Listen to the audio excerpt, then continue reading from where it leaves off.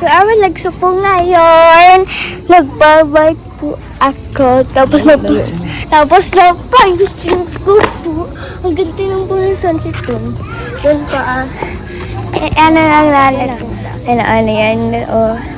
Ang ganda mukhang napapawaw talaga ako. Wait lang guys. So guys, nakita naman ninyo gano'ng kaganda yung sunset. Naku po.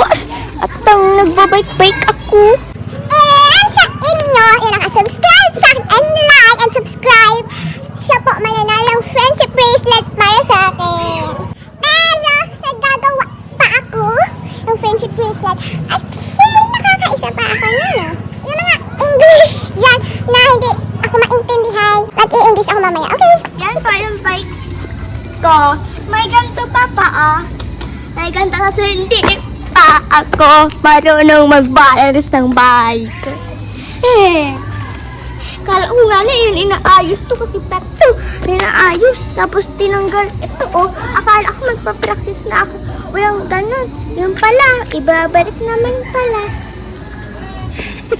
Guys, yung mga gusto sa akin mag-gamit ng bike ng gantong kataas, 4 years old or 3 years old, mga ganon. Bawat kayo, mga small bikes lang. Pero may ganito din sa akin.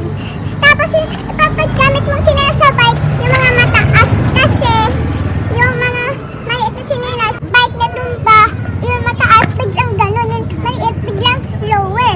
Kaya, pero kayong ganito sa akin, may ganito na chinelas tapos sandals. Yun yung suotin ninyo. Tapos yung mga pwede lang dito, 5 years old, 6 years old, 7 years old. Yung 7